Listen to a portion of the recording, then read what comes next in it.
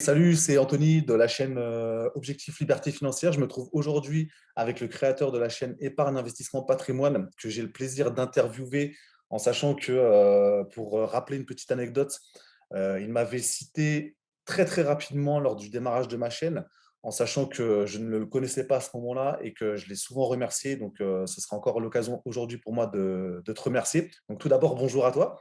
Bonjour Anthony, merci de me recevoir pour cette interview. Avec grand plaisir. Comme je le redisais, je te remercie à nouveau pour m'avoir servi presque de tremplin au début, alors que je tiens à rappeler que tu n'avais rien à gagner parce que j'étais une toute petite chaîne et on sait que sur YouTube, souvent, voilà, quand on démarre, c'est vraiment le parcours du combattant. Donc, de mon côté, ça m'avait vraiment, vraiment touché et c'est pour ça que depuis, je t'avais souvent remercié. Donc là, je profite encore une fois de cette interview pour te remercier par rapport à ce geste que j'ai vraiment, vraiment apprécié.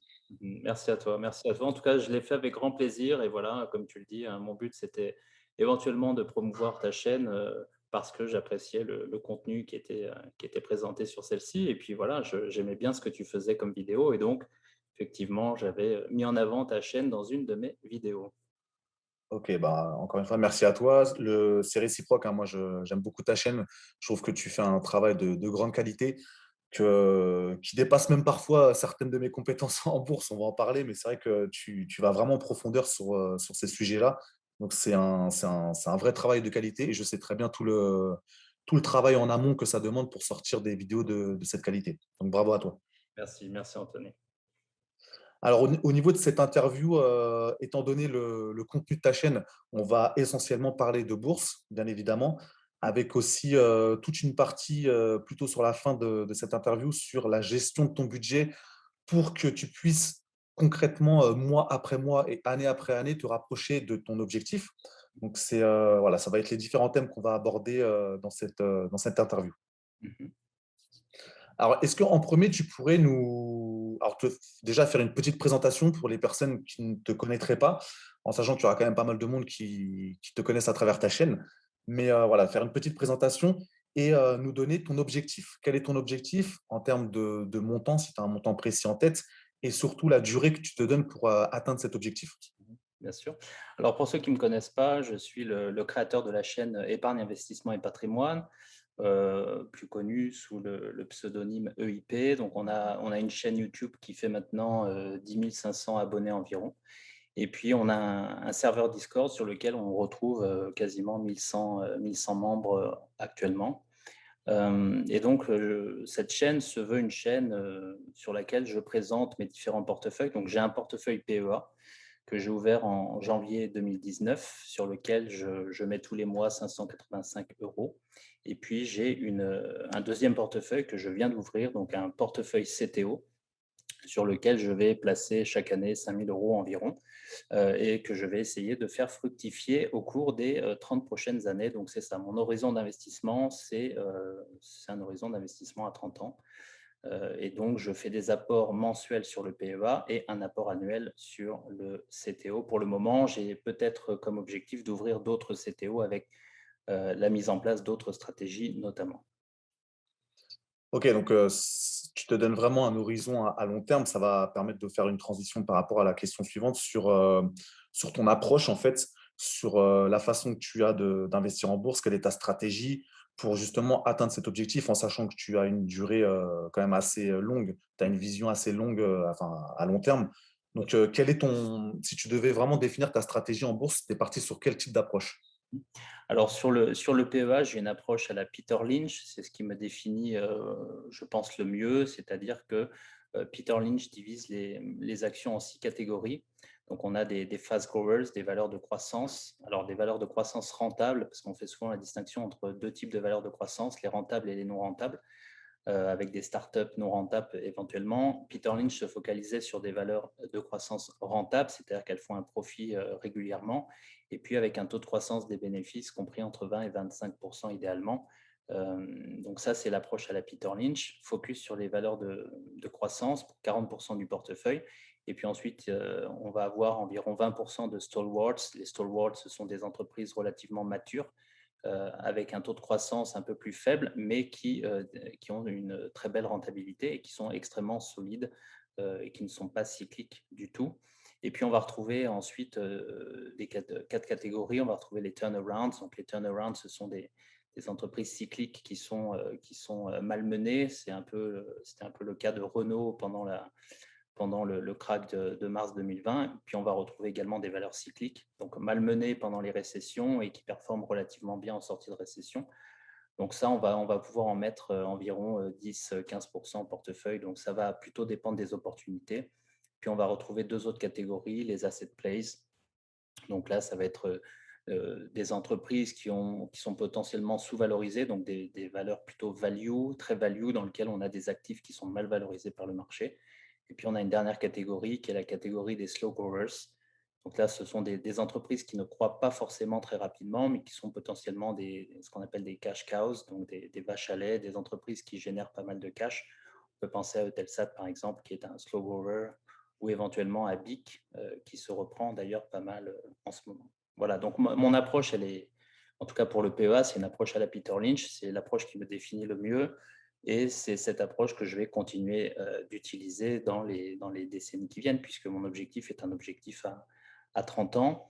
Et puis si on se focalise sur le CTO que je viens d'ouvrir, là j'ai plutôt une approche à la marque Faber qui divise son portefeuille en 4 grandes classes d'actifs. On va retrouver 25% d'or, 25% d'immobilier, 25% d'actions et 25% de 25%, il me reste une catégorie, 25% d'obligations. Donc obligations D'accord. cash. Obligations si on estime que le rendement offert est intéressant, ou on reste en cash éventuellement si on estime que le rendement offert n'est pas forcément intéressant. Donc voilà, deux approches différentes, en sachant que moi j'ai j'ai bientôt 13 ans d'expérience des marchés financiers. Je vais en parler un peu, mais j'ai travaillé pour un hedge fund. Je travaille pour un hedge fund et j'ai travaillé également en tant qu'analyste pour un family office.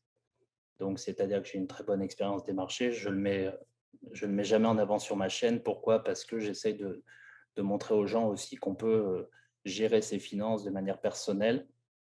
Et voilà, je souhaite rester relativement humble par rapport à ça et ne Ok. pas forcément parler de mon expérience personnelle et voilà, de l'aspect professionnel de, de ce que je fais en tout cas. D'accord. De toute façon, c'est vrai que là, quand j'écoute ta réponse, je me mets à la place de quelqu'un qui est totalement débutant. Ça peut presque faire peur, certains termes techniques. J'en ai parlé récemment sur une vidéo que j'ai fait avec ma compagne, et elle, qui n'est pas du tout dans l'investissement, elle regarde ça quand même de loin, même si on vit ensemble. Elle me prend parfois pour un fou, mais c'est vrai que même elle, sa première impression, c'était de se dire que la bourse, dans l'inconscient collectif, souvent, c'est un petit peu presque réservé aux riches ou aux initiés, avec pas mal de croyances parfois limitantes, hein, qui sont véhiculées dans la tête de pas mal de personnes. Donc c'est vrai que je trouve que ton approche est très intéressante parce que même si on sent tout de suite, de toute façon dès les premières secondes de réponse à cette question, on sent les connaissances que tu as dans ce domaine, je trouve que ta chaîne elle reste quand même accessible, on en reparlera juste après, à des personnes qui veulent vraiment gérer leurs finances personnelles et qui veulent un petit peu sortir du classique, mettre de l'argent sur un livret A, une assurance vie, qui veulent vraiment essayer de toucher d'autres secteurs d'investissement. Tout à fait, tout à fait. Souvent, on a une terminologie, ben, comme dans de nombreux métiers et milieux, qui est relativement compliquée au départ et qui peut faire peur. Maintenant, en fait, je pense que la bourse, c'est pas si compliqué que ça. Il faut juste comprendre les bases, les risques, les potentiels de gains. Généralement, quand on se lance en bourse, on a tendance à se focaliser sur des choses qui sont attrayantes. C'est-à-dire qu'on a tendance à confondre trading et investissement. Donc, on a envie de faire des plus-values à court terme. On oublie le potentiel de hausse de la bourse à plus long terme. Ça, c'est un premier point. Le deuxième point, c'est que quand on débute en bourse, on a deux possibilités, en tout cas à mon avis. C'est soit de construire un portefeuille d'ETF, c'est-à-dire qu'on a une approche passive. Et donc, on va dire, on achète le marché régulièrement, je vais acheter du CAC 40 régulièrement, je vais acheter du S&P 500 régulièrement, par exemple. Et je vais me construire un portefeuille comme ça, où je ne regarde pas forcément le niveau de valorisation du marché, mais j'achète mon marché régulièrement. Ça, c'est une première possibilité. Ou alors, on va se dire, je suis intéressé par la vie des entreprises, je m'intéresse aux fondamentaux, donc aux états financiers. Et là, on va plutôt s'intéresser à une approche de stock picker, c'est ce que je fais moi, c'est-à-dire qu'on va essayer de mettre en portefeuille des valeurs qui ont un potentiel de croissance, par exemple, intéressant pour des fast growers, par exemple. et on va essayer de faire grossir ce portefeuille en faisant du stock picking. Donc ça, c'est plutôt réservé à des gens qui ont déjà une certaine expérience des marchés. Mais on va dire qu'intellectuellement, ça peut être extrêmement intéressant si on est passionné. Si on n'est pas passionné, il vaut peut-être mieux préférer une approche passive avec l'utilisation d'ETF, par exemple. Ok, c'est super intéressant ce que tu viens de dire. Du coup, ça anticipe même une question que j'avais par la suite. Parce qu'on peut faire un parallèle même avec le marché de l'immobilier, parce que c'est exactement la même chose. C'est hyper important de trouver la stratégie qui correspond à notre façon de fonctionner, à nos compétences aussi, à la durée qu'on se donne pour atteindre notre objectif. Mhm. Et c'est vrai, alors je ne sais pas ce que tu en penses par rapport à même notre société actuelle, notre fonctionnement actuel. On devient de plus en plus impatient, de plus en plus dans le court terme, en fait, on est dans l'immédiateté, on a du mal à se projeter. On veut vraiment que nos efforts, si minimes soient-ils, soient récompensés tout de suite.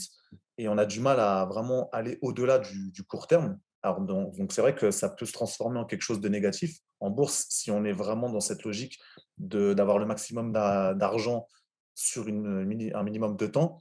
Alors après, bien évidemment, il y a des personnes qui s'en sortent. Mais on va faire une petite transition sur une question que j'avais par rapport à ce que toi, tu perçois de la gestion des émotions en bourse. Oui, Parce que c'est un point qui me paraît hyper important. tout à Tu en fait. as très bien parlé sur, déjà, ça dépend si on part sur une logique court terme ou long terme. Les deux n'ont pas du tout comment dire, ne provoquent pas la même chose sur nos émotions. Comment toi, tu vois les choses et qu'est-ce que tu pourrais donner comme conseil à quelqu'un qui se lance en bourse par rapport à ce thème de la gestion des émotions? Oui, alors ça, c'est une très très bonne question. Généralement, quand on débute en bourse, la première chose, c'est on ne sait pas réellement comment fonctionne le marché. Donc, c'est-à-dire qu'on peut être surpris par la volatilité du marché. C'est ce qu'on a vu au mois de mars 2020, c'est-à-dire qu'on a eu un CAC 40 qui a perdu 40% quasiment en un mois et demi. Et donc, quand on n'est pas habitué, alors ça veut dire quand le marché global perd 40%, c'est-à-dire que sur certains titres, on perd 70-75%. Et bien entendu, quand on met son argent et qu'on voit son titre perdre 75% de sa valeur, forcément, on a tendance à paniquer et à vouloir vendre à tout prix. Et donc, souvent, on fait le mauvais choix de vendre dans la panique. Donc, la première chose, j'aurais tendance à dire qu'en fait, un bon investisseur doit se former, c'est-à-dire qu'il doit comprendre comment fonctionne un marché financier, et surtout les marchés boursiers, et comprendre les niveaux de volatilité sur les marchés boursiers. Ça, c'est le premier aspect. Quand on comprend ça ouais, et qu'on comprend un peu l'évolution des différents secteurs en bourse, on est capable d'anticiper un peu ce qui va se passer et de se dire, OK, j'ai des valeurs cycliques en portefeuille, je sais qu'elles vont souffrir en cas de choc. Donc, ça peut être une crise financière, ça peut être une pandémie, ça peut être une crise économique, par exemple. Et puis, on a des actions plus défensives qui vont beaucoup moins souffrir. Donc, après, ça va dépendre aussi de son niveau d'aversion au risque. C'est-à-dire que on va comprendre comment fonctionne le marché, on va comprendre les différents niveaux de volatilité, et puis on va comprendre aussi quelle est son aversion au risque. Et selon son profil d'investisseur, donc son niveau d'aversion au risque, on va construire un portefeuille qui va être en accord avec son profil. C'est-à-dire que souvent, les investisseurs en fait, achètent un peu des valeurs au hasard, au départ, achètent des titres au hasard, les mettent en portefeuille et se retrouvent souvent avec des portefeuilles beaucoup trop cycliques, par exemple. Et c'est ce qui s'est passé un peu en mars 2020, c'est-à-dire que quand on a un portefeuille trop cyclique, par exemple, qu'on a je sais pas, qu'on a du Total, du Shell, du Renault, enfin, secteur automobile, par exemple, je sais pas, Air France, des choses comme ça, on va se retrouver avec un portefeuille qui va fortement souffrir pendant ces moments de choc. Bien entendu, on peut rapidement paniquer. Donc, l'idée, quand c'est comme ça, c'est déjà de bien connaître le fonctionnement du marché et également de bien connaître son profil d'investisseur. Parce que si on est averse au risque, donc si le risque nous fait peur, il est préférable de construire un portefeuille résilient pendant les chocs. Ça, c'est le premier aspect. L'autre aspect important, c'est qu'il faut bien comprendre qu'en bourse, euh, on a une évolution du marché avec des phases de contraction et des phases d'expansion. Les phases de contraction sont les phases de récession, hein, grosso modo. Donc, on a des récessions économiques et là, le marché se contracte. Et donc, un marché boursier peut perdre pendant ces phases environ 50% de sa valeur. Et puis, on a des phases d'expansion. Donc, ça, c'est les sorties de crise. C'est ce qu'on a actuellement, où le marché peut doubler ou tripler pendant une décennie, par exemple. C'est ce qu'on a eu, par exemple, entre 2009 et 2020, grosso modo. Et donc, quand on comprend tout ça, on est plus à même de percevoir le risque qui nous entoure. Et donc, en ayant une meilleure connaissance du marché, on est plus à même de résister à comment dire, à la pression. Parce qu'en fait, on a une connaissance du marché. On sait par exemple que si on garde certains titres, le marché va remonter et que finalement, quand on a, je ne sais pas, au mois de mars 2020, on voit son portefeuille perdre 75% de sa valeur. Pour ceux qui ont gardé leur position, aujourd'hui, leur portefeuille est certainement à l'équilibre. Donc, c'est pour dire aussi qu'on a tendance à paniquer à court terme lorsqu'on ne connaît pas très bien le marché. Quand on a une meilleure connaissance du marché, on peut déjà ne pas paniquer et puis surtout profiter de ces moments de contraction sur le marché, donc de fortes baisses sur les marchés, pour construire des positions à plus long terme. Et ça, c'est tout, justement, d'avoir une vue à long terme, ça permet de pouvoir construire des positions lorsque le marché, justement, est en forte baisse et donc tout en gardant une optique justement d'investisseur de très long terme. Euh, donc ça, c'est un autre aspect. Après, au niveau de la gestion des émotions, je pense que ça vient avec l'expérience. Je pense que ça se travaille. C'est-à-dire que, et encore une fois, c'est la connaissance qui fait qu'on est plus ou moins à l'aise avec ses émotions. De mon côté, lorsqu'on a une crise ou un crack, je suis plutôt de bonne humeur. C'est-à-dire que j'y vois j'y vois de nombreuses opportunités. C'est-à-dire que là où tout le monde panique, moi j'ai envie d'entrer sur des valeurs. C'est ce que j'ai fait d'ailleurs, hein. C'est ce qu'on voit dans mes vidéos, mon portefeuille PEA. C'est-à-dire que j'entre sur des valeurs là où plus personne n'en veut. Ah ouais. Je décide d'entrer sur Renault, je me souviens, je me souviens très bien des commentaires. C'est qu'est-ce que tu fais? C'est n'importe quoi. Renault va faire faillite. Bon, ben voilà, aujourd'hui, Renault était tombé à 12 euros, je pense, au plus bas. On est remonté au-dessus de 40 euros. Voilà, et ça, c'est la connaissance du marché. Alors, bien entendu, hein, il ne faut pas surexposer son portefeuille à ce genre de valeur, hein, bien entendu. Et puis, il y a le principe de la diversification, c'est-à-dire que il faut rentrer plus d'une quinzaine de titres en portefeuille pour diversifier son portefeuille et essayer d'investir éventuellement dans différents secteurs pour pas pas prendre trop de risques éventuellement. Mais ça, c'est aussi la connaissance qui fait qu'on ne panique pas forcément à ces moments-là, mais on va plutôt prendre des bonnes décisions et voilà, toujours dans une optique de long terme. C'est-à-dire que quand on est en plein crack, en pleine crise, le marché dévisse de 30 ou 40%, on se dit c'est bon, ma performance à long terme, et je n'arriverai pas à performer à long terme, alors qu'en fait, on se retrouve un an plus tard et le marché a repris 40-45%. Donc, c'est ça la bourse. Et ça, il faut C'est bien le ça. comprendre, c'est-à-dire qu'il faut avoir conscience qu'on aura des cracks régulièrement, tous les 5 ou 10 ans, et qu'à long terme, la bourse reste le meilleur investissement, meilleur que l'immobilier, je pense, mais ça, on pourra en reparler, meilleur que l'obligataire et meilleur que le livret A, par exemple. C'est-à-dire que le livret A, l'argent qu'on dépose sur un livret A est rongé par l'inflation année après année, ça, il ne faut pas l'occulter. À très long terme, la bourse surperforme toutes les autres classes d'actifs. Ok, bah merci pour ta réponse très très complète. C'est vrai que tu as brossé un certain nombre de sujets très très intéressants. Parce que c'est vrai que souvent on se rend compte de la différence aussi entre la théorie et la pratique. Parce qu'en théorie, tout le monde connaît même certaines citations de Warren Buffett pour rentrer dans les marchés quand tout le monde panique. Mhm. Mais c'est une chose de se le dire dans sa tête. Et c'est vraiment autre chose d'être capable de fonctionner réellement comme ça quand il y a un crack qui commence à arriver, parce que je me rappelle aussi très bien en mars 2020. Alors moi, ça fait moins longtemps que toi que je suis sur ces domaines financiers, mais c'est vrai que même à ce moment-là, pour donner une anecdote, j'en avais parlé vite fait à mon père, il me disait mais t'es fou, faut pas rentrer à ce moment-là.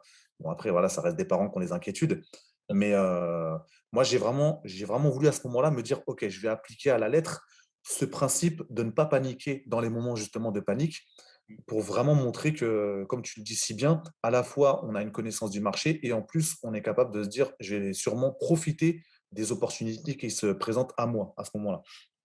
C'est ça, parce que dans un marché baissier, les opportunités sont de plus en plus nombreuses.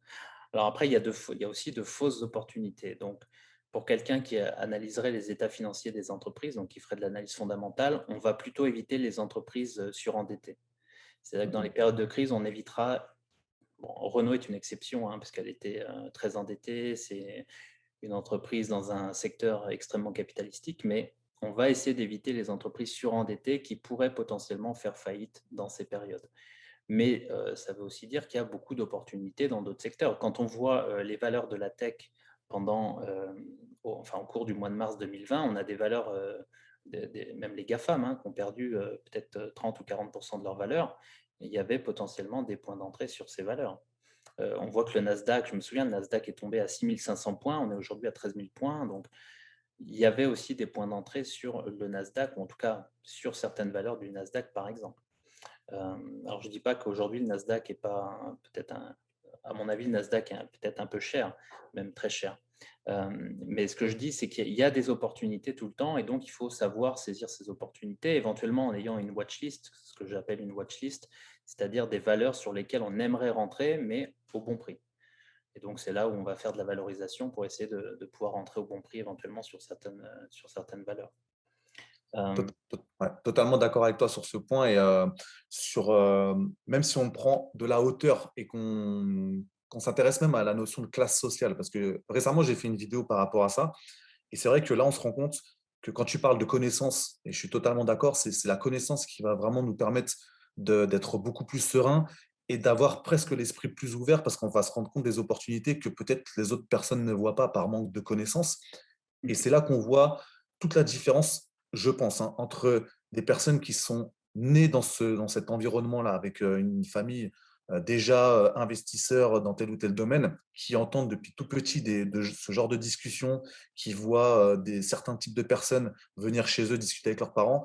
C'est ce qui fait aussi une grosse différence avec des personnes qui ne sont pas du tout nées dans ces milieux-là. Alors après, bien évidemment, on peut se former soit par l'intermédiaire d'un cursus même universitaire, soit par une formation personnelle. Mais voilà, je pense, après tu vas me donner ton avis, je pense qu'il faut être lucide sur le fait qu'on part avec une longueur de retard par rapport à ceux qui se sont baignés dedans depuis tout petit. Oui, oui, tout à fait. Après, on a quand même l'avantage d'avoir, en tout cas d'évoluer dans un monde dans lequel on a accès à l'éducation de manière gratuite. Notamment, bah, je pense à YouTube, hein, c'est-à-dire qu'on va retrouver des chaînes. On peut se former aujourd'hui de manière relativement gratuite. Alors quand je dis gratuite, pas totalement gratuite, hein, parce que il va peut-être falloir à un moment se former et aller un peu plus loin, creuser. Mais je veux dire, on a des choses sur YouTube, on a des livres, on a des vidéos, on peut apprendre beaucoup sur la bourse, sur l'immobilier, de manière relativement autonome. Et ça, je pense que c'est quelque chose de très bénéfique, notamment justement pour les gens qui sont éventuellement issus de milieux défavorisés au départ, mais qui ont une motivation pour éventuellement se constituer un patrimoine financier. C'est un peu l'objectif de la chaîne en disant on peut partir de rien, on peut partir de zéro, et puis on peut se constituer un patrimoine, peut-être atteindre le million d'euros ou dépasser le million d'euros, parce que je pense qu'il ne faut pas forcément se mettre de limite.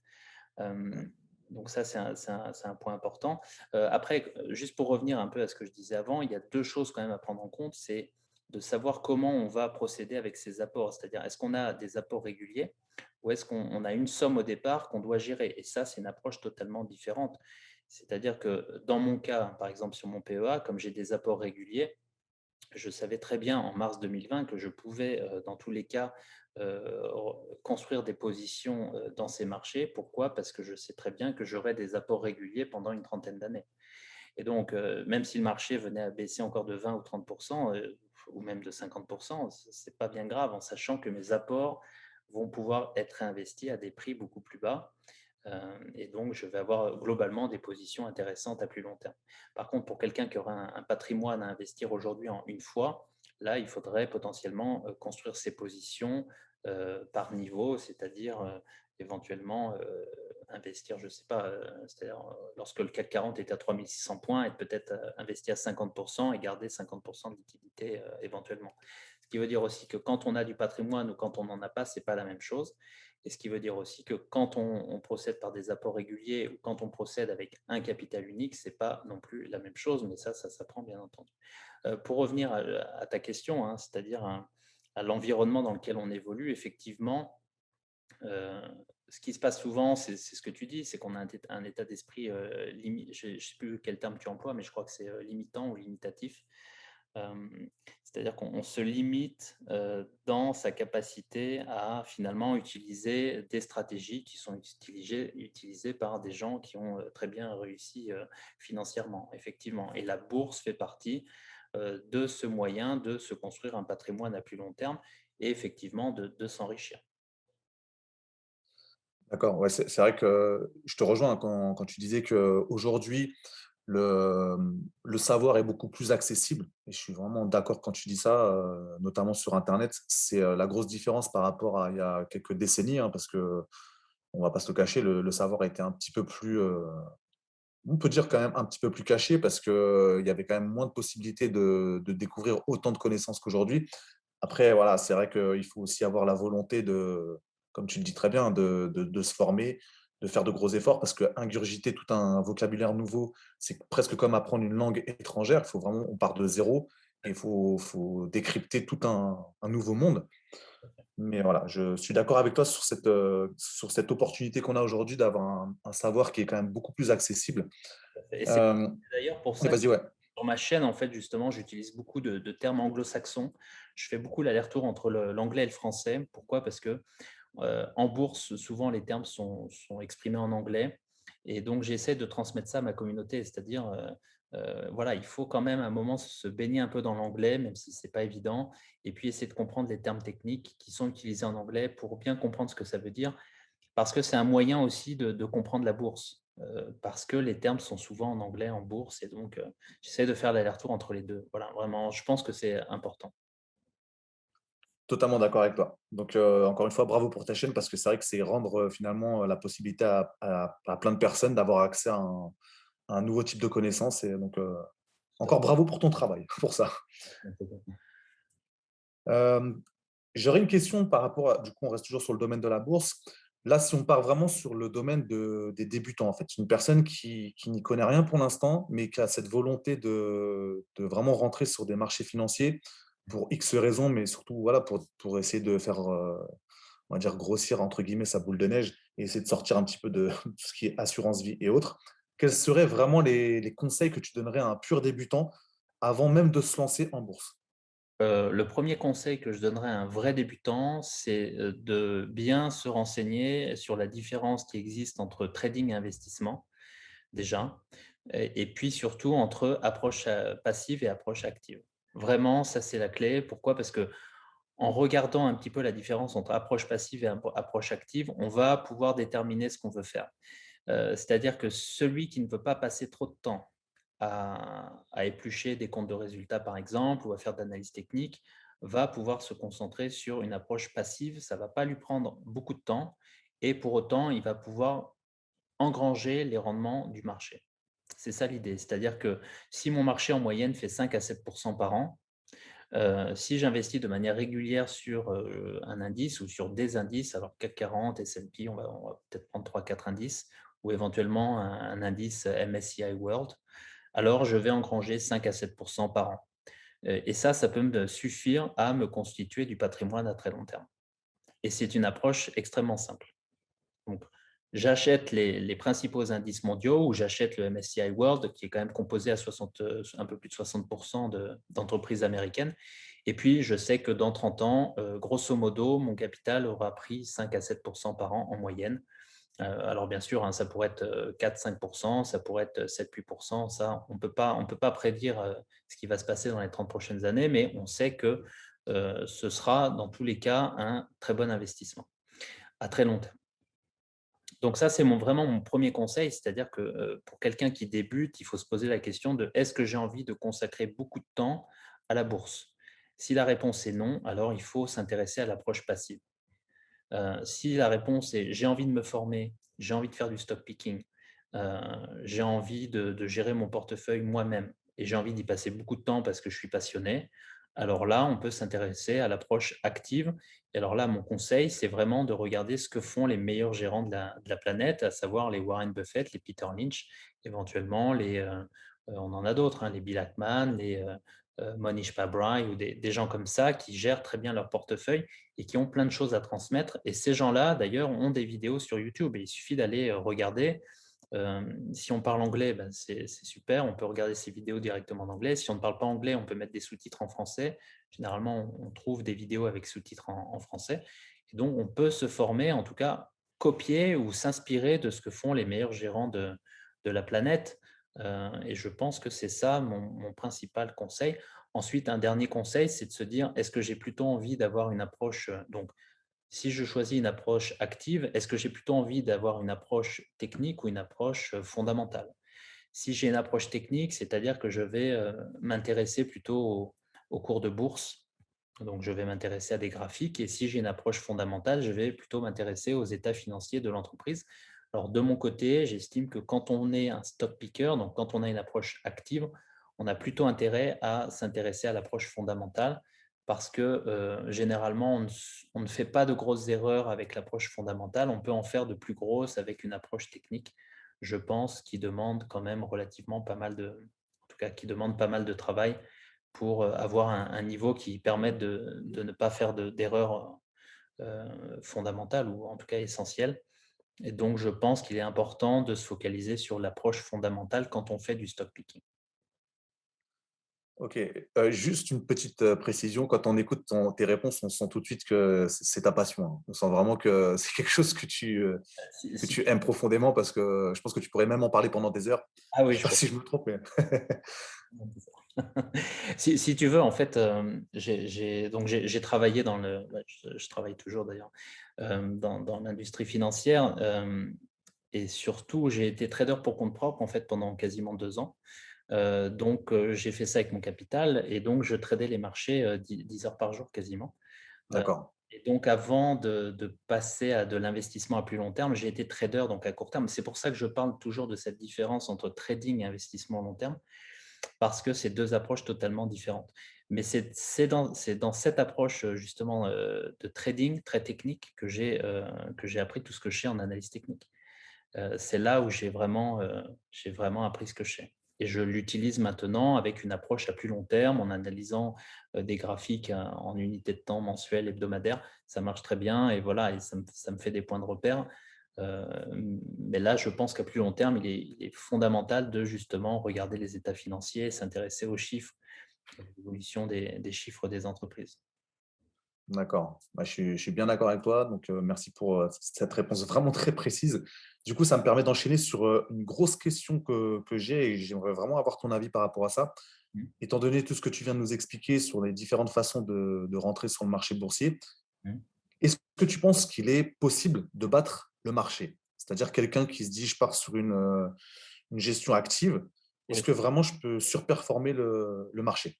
Bah, ma réponse est toujours la même, c'est-à-dire que si Warren Buffett le fait, c'est que oui, c'est possible de battre le marché. Après, l'autre élément de réponse, c'est l'inverse, c'est-à-dire que, heu, on n'a qu'une poignée d'investisseurs dans le monde qui sont capables de battre le marché. Je sais pas, je pense qu'il y a peut-être, 1 des investisseurs qui battent le marché comme ça à la grosse louche. Ce qui veut dire que probablement 99 des investisseurs ne battent pas le marché. Donc la question qu'on veut se poser, c'est: est-ce que je pars du principe que je ne peux pas battre le marché? Auquel cas, peut-être qu'une approche passive est suffisante. Ou alors est-ce que je me dis: «J'essaye de progresser avec une chance non nulle ou en tout cas une probabilité non nulle de pouvoir un jour battre le marché?» Ça, c'est une question, je pense, qui est personnelle. De mon côté, je pense que je dois pouvoir faire à peu près aussi bien que le marché, en me gardant une probabilité, de pouvoir battre le marché à long terme.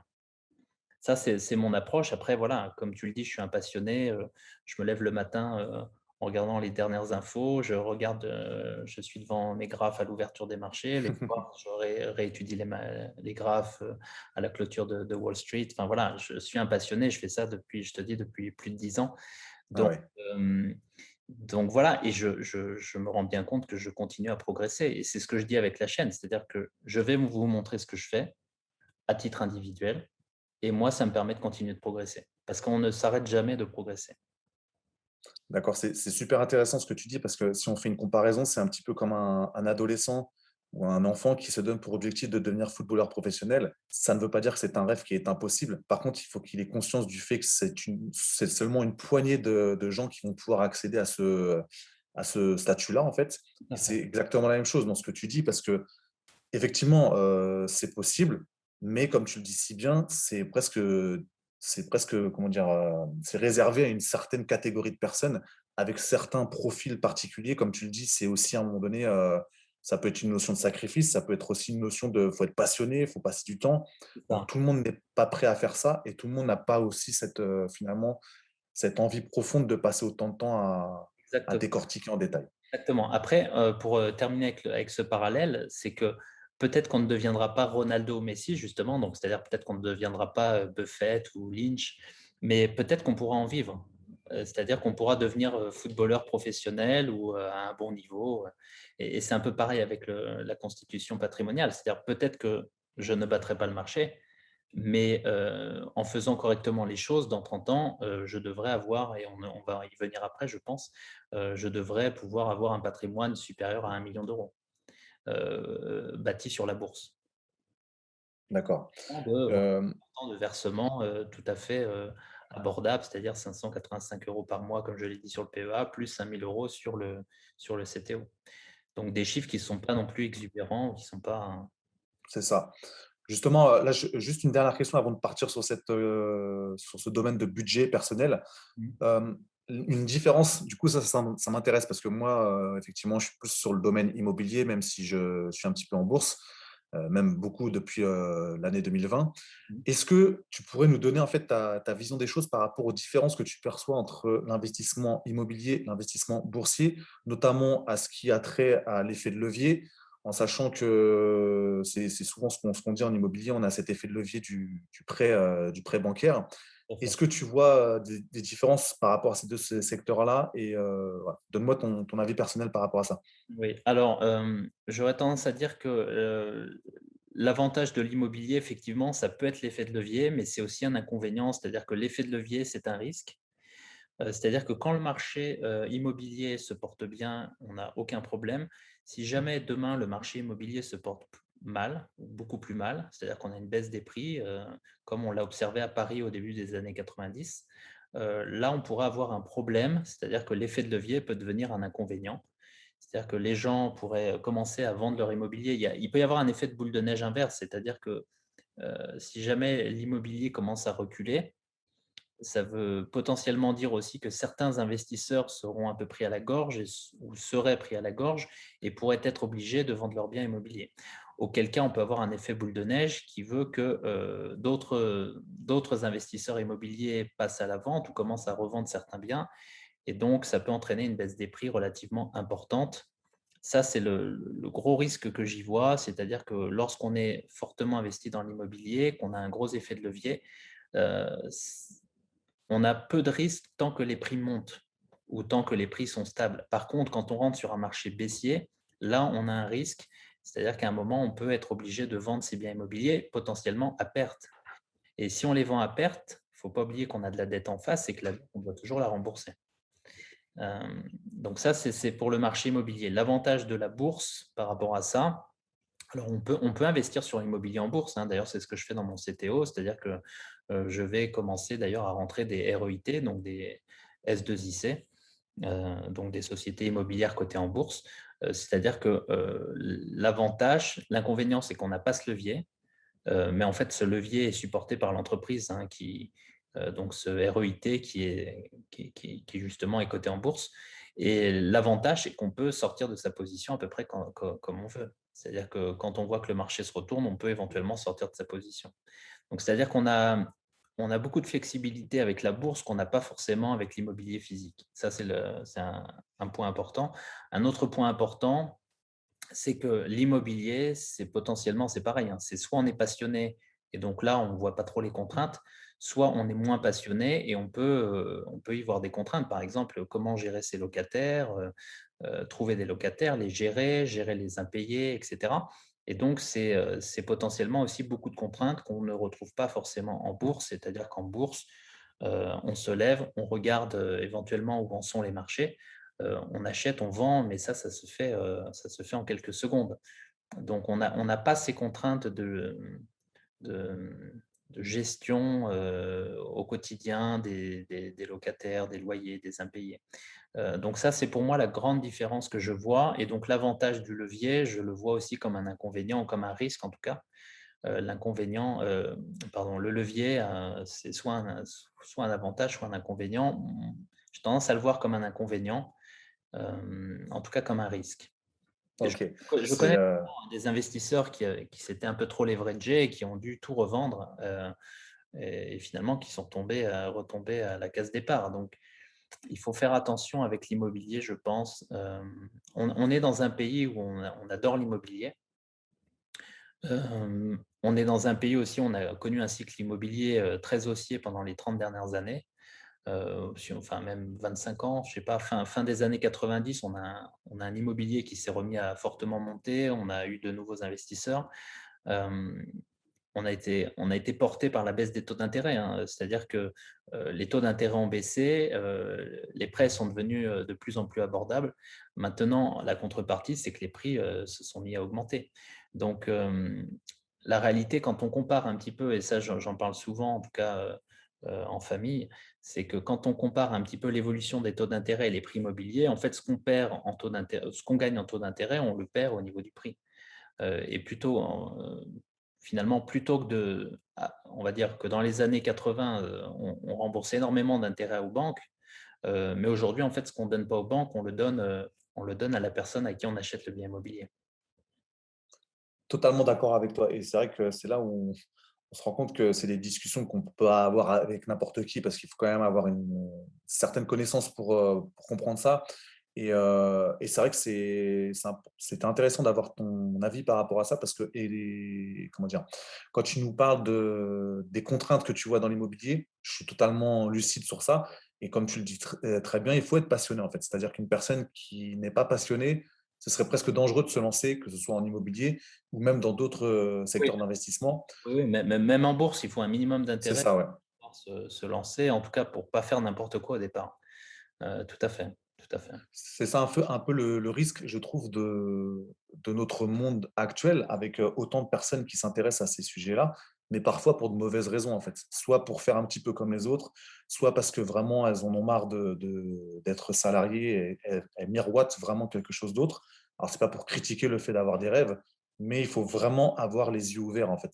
C'est, d'être lucide sur tout ce que ça implique, parce que si je rebondis sur ce que tu disais tout à l'heure, à un moment donné, forcément, toi, tu passes après, c'est ta passion, donc tu le vois pas comme une contrainte, Oui, tout mais ton temps libre, tu le passes aussi à regarder énormément d'états financiers, à regarder, énormément de choses par rapport à la bourse. tout à fait. Donc c'est un certain style de vie, on va dire. Exactement, exactement. Alors moi, je le prends comme un plaisir, mais effectivement, tout le monde ne le prendrait pas forcément comme un plaisir. Donc, il faut vraiment aimer ça, mais je pense que c'est vraiment pareil pour l'immobilier. J'ai vu ton interview de Gilles Grimm d'ailleurs, hein, qui était très très bon, j'ai beaucoup aimé. Mais c'est pareil, Gilles Grimm est un passionné. Enfin, il a adoré ce qu'il faisait. Il y a une notion de passion quand même quand on s'investit fortement dans un domaine, que ce soit l'immobilier ou la bourse, par exemple. C'est ça. La passion est importante. C'est vrai que dans cette interview-là, c'est une personne en plus pour le coup qui est sur le marché immobilier depuis 30 ans, donc je pense qu'à un moment donné, si on n'est pas passionné, on aurait il aurait largement abandonné, bien avant ça. Tout à fait. Donc s'il est capable moi ce qui m'a toujours marqué avec lui, c'est qu'il expliquait que jusqu'à 50 appartements, c'est lui qui gérait tout en fait. Jusqu'à aller vraiment taper à la porte des locataires pour récupérer à l'époque, les chèques de loyer. Tout à fait. Donc je me disais: «OK, lui, c'est clair que c'est sa passion et il voit pas tout ce côté contrainte, limite, il prend du plaisir à faire ça parce que c'est son truc». Exact, totalement, totalement. Non, voilà, donc c'est aussi ça qui fait la différence entre celui qui va voilà, il faut pas qu'on soit en tout cas quand on commence à investir, que ce soit en bourse, en immobilier, il faut pas qu'il y ait que l'intérêt financier ou que l'appât du gain. Il faut aussi qu'on y trouve un minimum de plaisir à faire ce qu'on fait. Je pense que c'est important. Et si on fait même un parallèle avec, la création de chaîne YouTube, parce que, toi, tu es encore plus avancé que moi, mais c'est exactement la même chose parce que quand on parle des débuts qui sont compliqués, en plus, pour peu qu'on parte sans avoir beaucoup de connaissances, même en informatique ou je sais pas, en tournage de vidéos, logiciel de montage, Je vais tout à fait. voilà, on passe des semaines et des semaines, voire des mois et des mois à se dire: «OK, je comprends pas pourquoi ça décolle pas pour l'instant». Et ce qui fait, je pense, la différence entre ceux qui abandonnent et les autres, c'est juste que, comme tu le dis très bien, il y a ceux qui persévèrent. Ce sont aussi des personnes qui ne le font pas juste pour se dire: «OK, je vais gagner de l'argent avec ça». C'est surtout, avant tout, des personnes qui sont passionnées par le sujet qu'ils évoquent.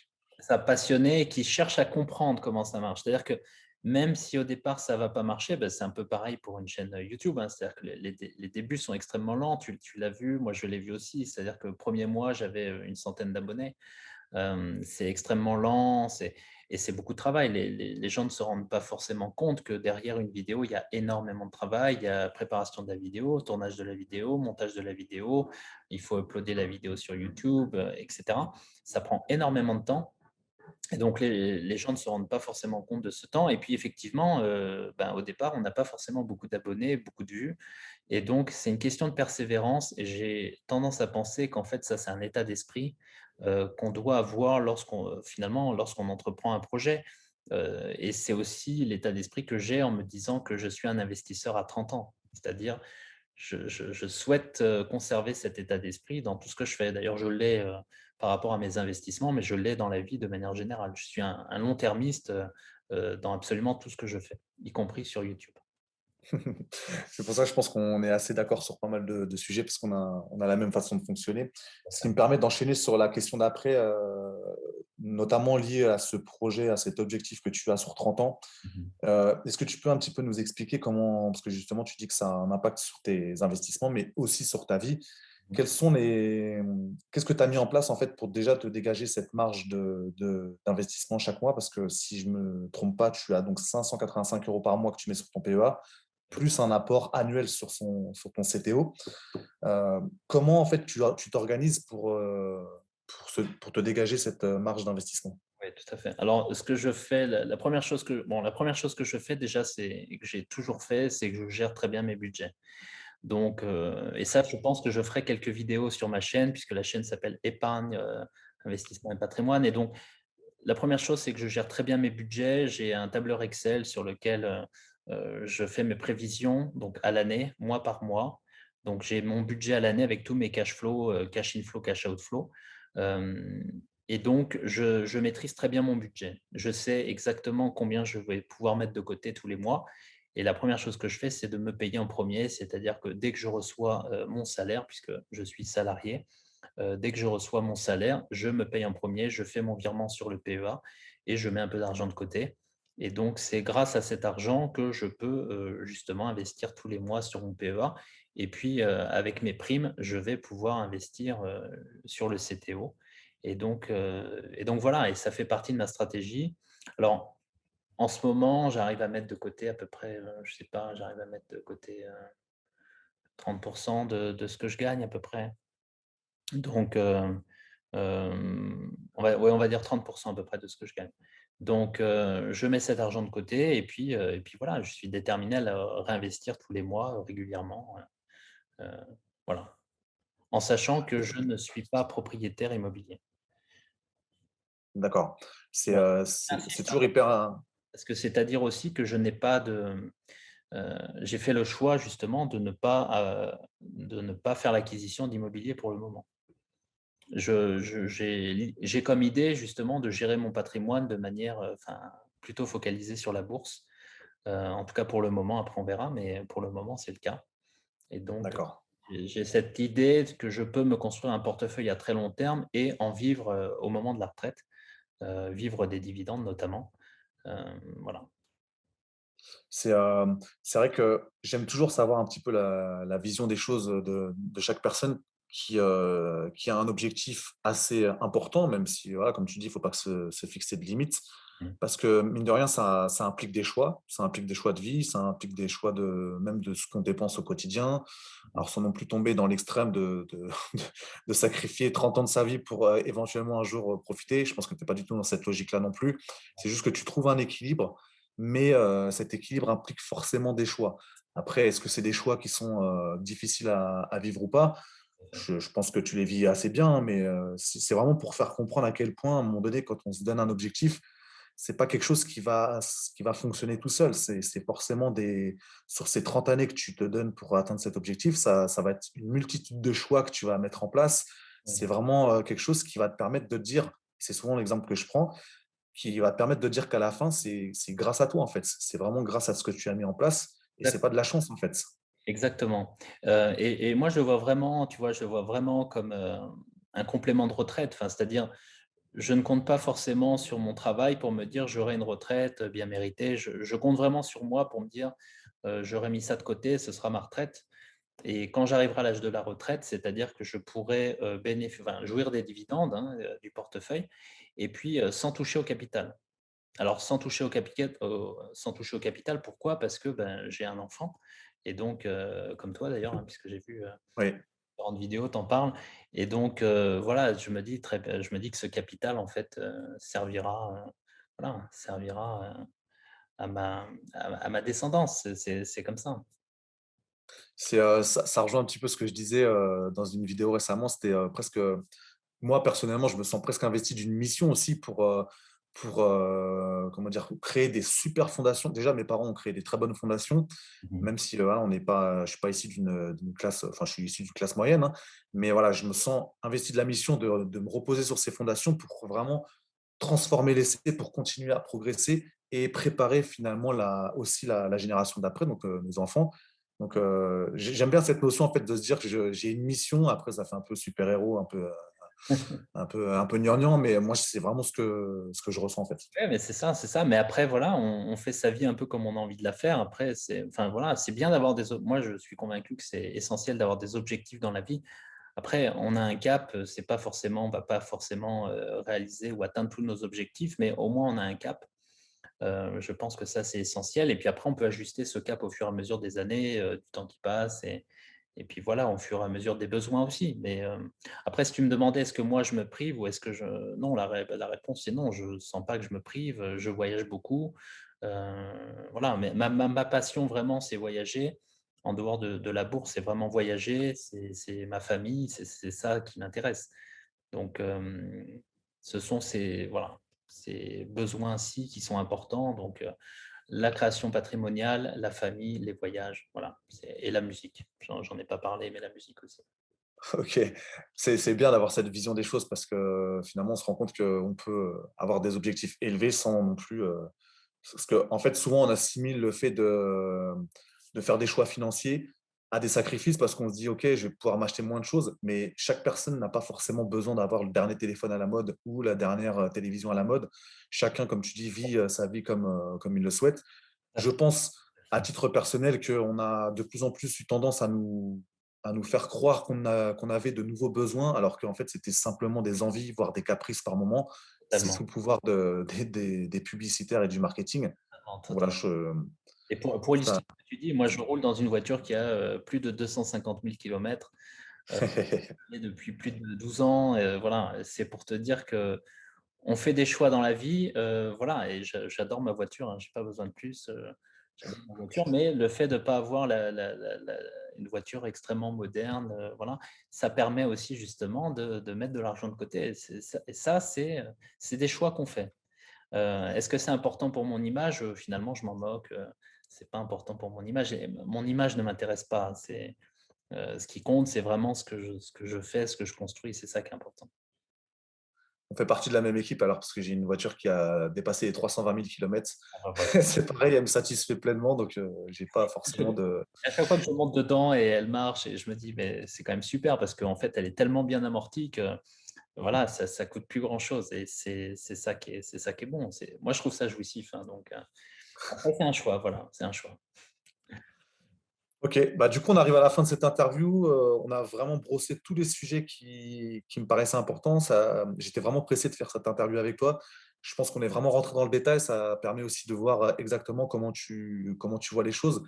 Presque la vision, j'allais pas dire du monde que tu as, mais, en apprendre un petit peu plus sur ta façon d'investir et en plus sur cette fin de vidéo où on voit aussi les choix que tu fais dans ta vie. Donc un grand merci à toi. Je te remercie encore une dernière fois pour tout ce que tu as fait au début du lancement de ma chaîne. Ça fait déjà un moment, hein, ça fait plusieurs mois, mais voilà, je suis quelqu'un de reconnaissant et c'est quelque chose qui reste dans mon esprit. Tout à fait, merci beaucoup. De toute façon, moi, je continue de suivre ta chaîne et puis je pense qu'on va rester en contact et on va essayer de suivre un peu ce qu'on fait, chacun de notre côté et puis voilà et l'aventure YouTube aussi est une très, très belle aventure. Je ne sais pas ce que tu en penses, mais de mon côté, c'est quelque chose d'extrêmement enrichissant.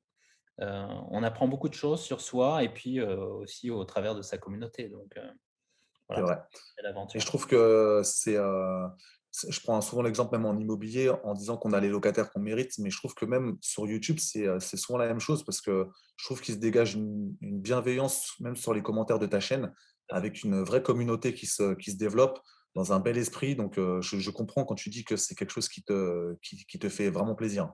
Tout à fait. C'est très, très, très motivant et c'est ce qui voilà, c'est ce qui me pousse aussi à continuer à faire à essayer de travailler dur sur mes vidéos et essayer de continuer à fournir du contenu de qualité. Voilà, c'est très, très motivant. Ouais. OK, du coup, bah, si vous avez la moindre question, n'hésitez pas dans les commentaires. Alors, je ne sais pas si c'est des questions par rapport à moi, par rapport à toi. Je ne sais pas si tu pourras y répondre directement sur la chaîne. Mais voilà, si vous avez des questions, n'hésitez pas dans les commentaires. Heu, Petit point technique, tu vas pouvoir me dire, là, je vais arrêter l'enregistrement. Est-ce que c'est toi qui dois l'arrêter ou est-ce que c'est moi? Je vais l'arrêter peut-être, comme tu veux. OK, donc on va gérer ça tranquillement. En tout cas, je te remercie encore une fois. Merci à vous d'avoir écouté ce podcast, peut-être jusqu'au bout, peut-être en plusieurs fois. Je sais que là, on est rentré un peu dans le détail, donc au niveau de la durée, de toute façon, on n'est pas lié à un schéma particulier. C'était vraiment intéressant. Donc voilà. Encore une fois, merci à vous. Passez une bonne semaine et je vous dis à très bientôt. Merci Anthony, à très bientôt.